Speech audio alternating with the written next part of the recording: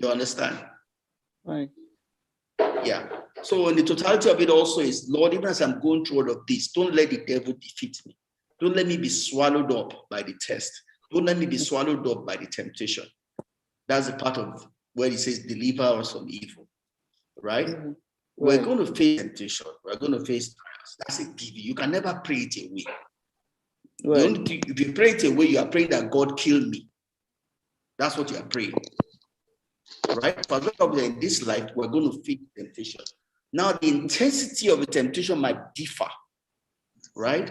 Because Satan came to Jesus, to God, and said, God, please, I want Peter. Satan went to God and said, God, I want Peter. I want to tear him apart. I want to show whether he has strength or not. And that was the same conversation that went on about Job. Yeah. Right? So those are more like, you might say, those are also another level. There's a general level, there's also another level.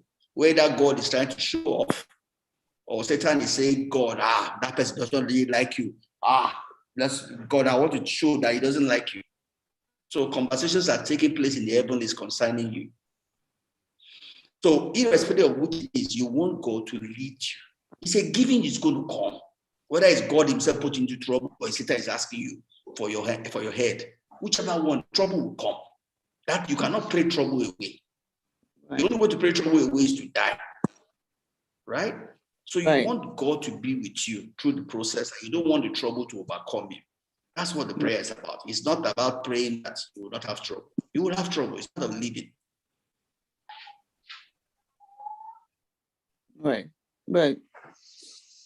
I think I can't remember where it is in the Bible. I can't remember but where it says, okay, that where it says that your trials will give you endurance. Well, I can't really put them all together right now.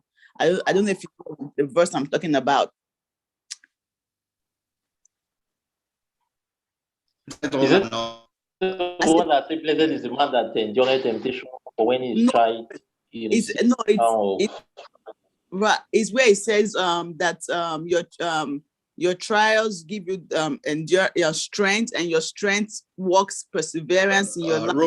Romans chapter 5 verse 1 to 3. Right. So it's like with every test, okay.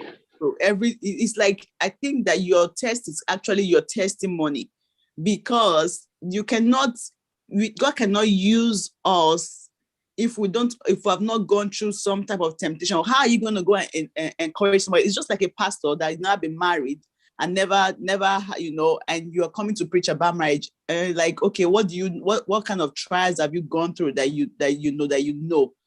So your trial, sometimes someone that has never lost a baby and is trying to encourage someone who has lost a baby. Someone who has lost a baby has gone through that temptation, and I've gone through that trials and can encourage somebody because they know. I mean, God can always save a baby. Why is it that God allows it to happen? It's not, when I was going through my miscarriages, I was asking God why. I've done everything right. I waited for my husband I waited all this while. Why is it that now it's like I keep having all this miscarriage? But today I see the reason why. God people that have fibroids that have children, but why is that mine? I couldn't have mine with mine. But today I can see that it's like a ministry. When I talk to people who have going through miscarriages, I can talk there for 5 hours.